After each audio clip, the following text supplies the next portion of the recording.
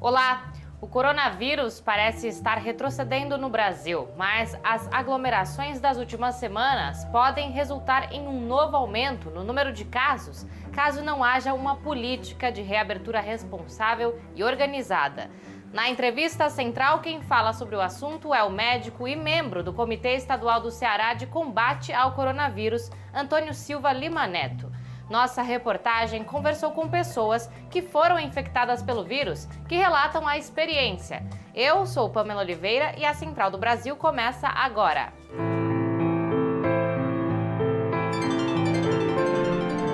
Central do Brasil. São mais de 7.000 focos de incêndio registrados no Pantanal brasileiro este ano.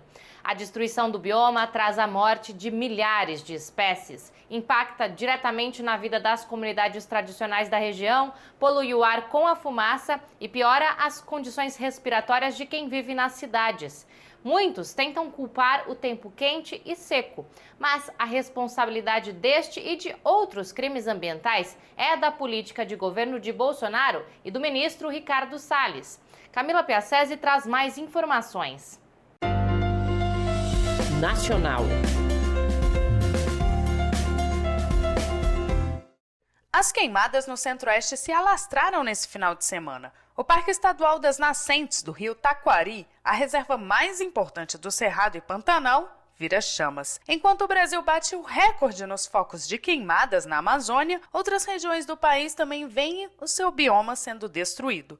E o ministro Ricardo Salles cobra da comunidade internacional recursos para a preservação ambiental. Mas o Ministério do Meio Ambiente utilizou apenas 0,4% dos recursos destinados à criação de programas de proteção e preservação ambiental. Dos 26,2 milhões autorizados, Salles só gastou 105 mil até o dia 31 de agosto. A afirmação vem da avaliação do Observatório do Clima. E o estudo foi feito pela especialista sênior em políticas públicas, Sueli Araújo. Para ela, o baixo valor significa que o Ministério está tendo problemas de gestão. Os servidores estão trabalhando, mas quando eles precisam contratar alguma coisa, contratar um estudo ou realizar ações concretas, por exemplo, de educação ambiental, ou fomentar projetos, por exemplo, na agenda ambiental urbana, que é o tema prioritário do ministro, isso não está ocorrendo em 2020. De acordo com o documento, são 11 ações paralisadas. Por exemplo, o governo não realiza mais a educação ambiental, a agenda ambiental urbana, a parte de apoio à biodiversidade e a do ecoturismo, projetos de desenvolvimento sustentável e conservação do meio ambiente, e também projetos de mitigação e adaptação à mudança do clima. Sueli acredita que o governo Bolsonaro não executa todo o orçamento intencionalmente. Porque é tão baixo, os números são tão ruins que fica claro uma intenção de antipolítica pública, porque não é possível uma execução tão baixa. Vamos para a próxima parada, a cultural. A dica de hoje tem tudo a ver com o contexto de avanço do fundamentalismo religioso que estamos vivendo. A sugestão de literatura é do designer Miguel Sela, do Ceará. Parada cultural. A minha dica cultural de hoje é o livro Judas no Paiol, do escritor cearense Cupertino Freitas. O livro foi publicado pela primeira vez em 2018 e é o romance de estreia do autor. Eu trago ele hoje aqui porque a leitura me transportou para o sertão cearense da década de 80 e também pela identificação com a personagem principal, que busca romper com as opressões que sofre. O livro se baseia, ele se norteia, na verdade, por uma pergunta bastante utópica, que é: e se as festas populares do Nordeste fossem banidas pela imposição de um novo e intransigente código moral? A partir dela, a história de Benigna se desenrola.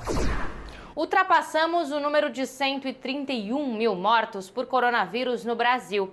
E apesar do número de casos ter reduzido na primeira semana de setembro, a taxa de letalidade do vírus no Brasil continua alta e os casos estiveram acima de 200 mil na última semana.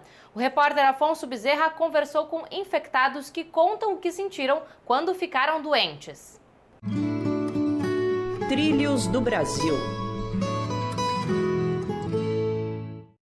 As imagens das praias e espaços públicos nos últimos 15 dias indicam que muita gente já superou as imagens recorrentes dos últimos meses. Hospitais lotados, colapso do sistema funerário e recordes de contaminação por coronavírus. Mas quem teve Covid-19, como é o caso de Olavo Brandão, não esquece das dificuldades que passou internado no hospital. Atleta, ele teve febre, dor no corpo e perda do paladar. O mais curioso do caso dele foi a demora para perceber a falta de ar. Eu não percebi minha falta de ar. Quem foi perceber, eu tinha um amigo médico que eu falava por telefone e a minha esposa em casa. Eu falava por telefone, né, assim, tal, conversava, começou a faltar a última palavra nas minhas frases. Uma das características da Covid-19 percebidas ao longo da pandemia é a diversidade dos sintomas. Enquanto Olavo sentiu febres e falta de ar, Leandro teve diarreia, febre e cansaço no corpo.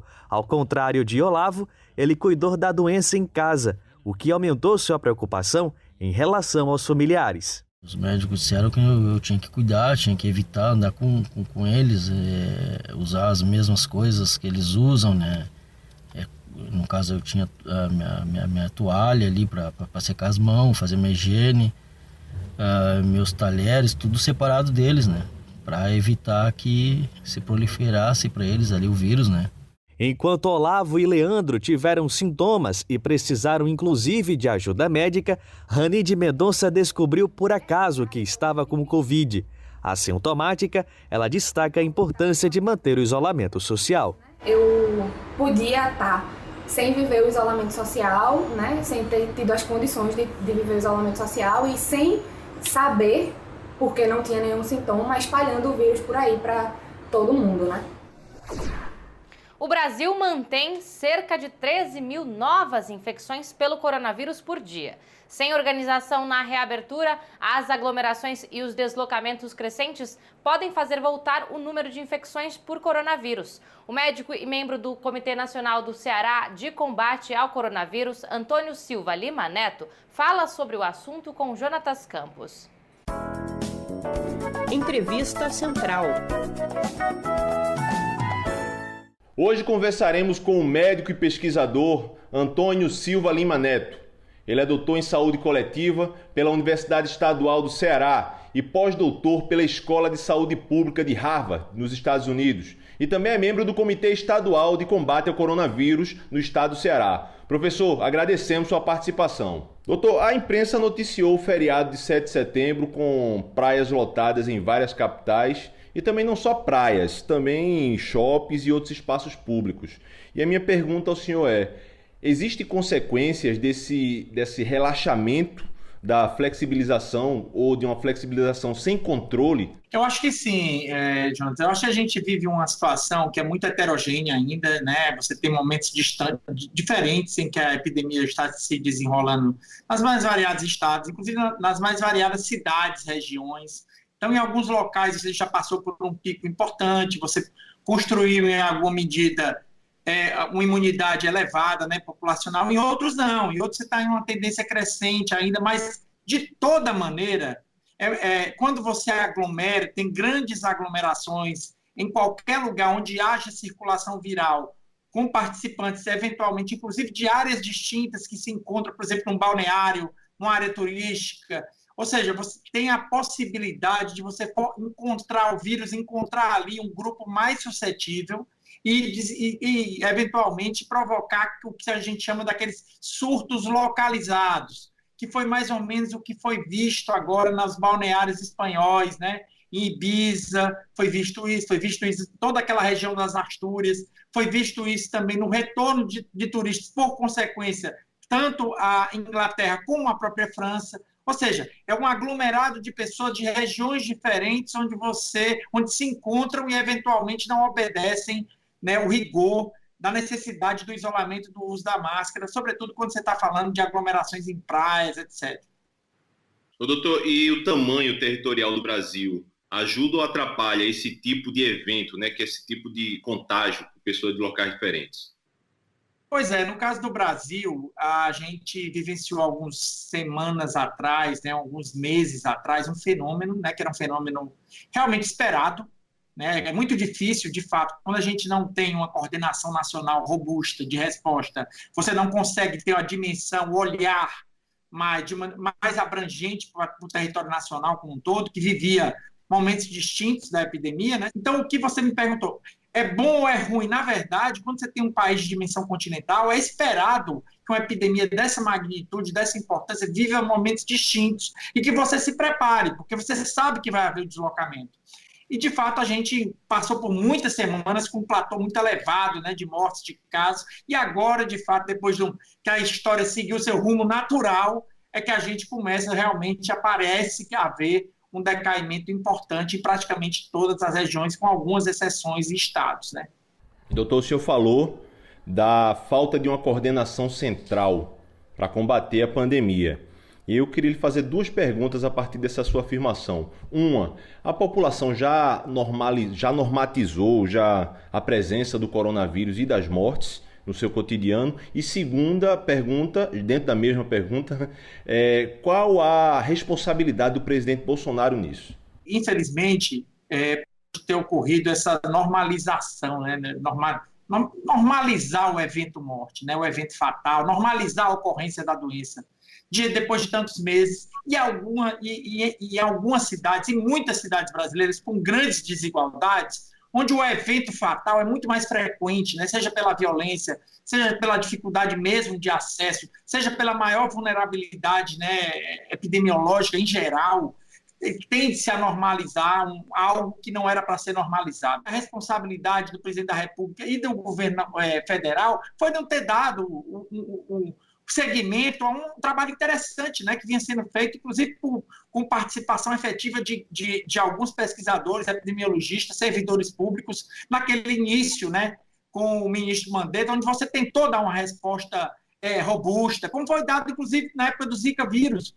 O Brasil se notabilizou, é reconhecido internacionalmente como um país que desenvolveu ampla capacidade, né, dos seus pesquisadores, seus servidores, de responder à epidemia. Isso é uma coisa antiga até, que foi desfeita agora.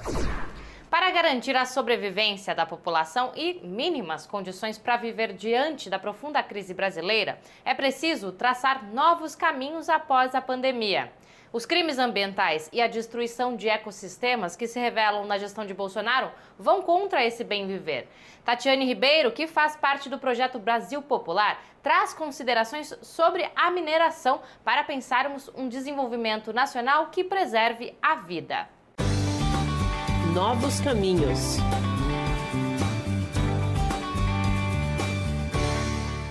Para a gente pensar em projeto de futuro para o Brasil, a gente precisa incluir aí um debate sobre o setor minerário, que é considerado um dos setores estruturantes da economia brasileira. Mas esse setor tem causado muitos danos. Causado danos a muitas pessoas, aos trabalhadores da mineração, causado danos a famílias e às vezes até comunidades inteiras, que sofrem prejuízos, perdas, às vezes morte e expulsão dos seus territórios. Esses danos não têm sido reparados da maneira como precisam ser reparados, como a gente chama no direito de reparação integral, a que tem direito as vítimas da mineração. Reparação integral não é só restituição daquilo que foi perdido, é a restituição também das possibilidades de retomada dos modos e projetos de vida. A reparação integral, ela requer não só uma reparação material, mas também uma reparação simbólica. Ela também requer a satisfação das pessoas que estão exercendo seu direito à reparação. A gente encerra o programa relembrando Dom Paulo Evaristo Arnes. Falecido em 2016, ele faria 99 anos hoje. Dom Paulo foi um lutador popular que resistiu à ditadura militar e foi um grande defensor dos direitos humanos e da democracia. E se você perdeu algum conteúdo, corre lá em nosso Instagram para assistir, @Programa Central do Brasil. Até amanhã!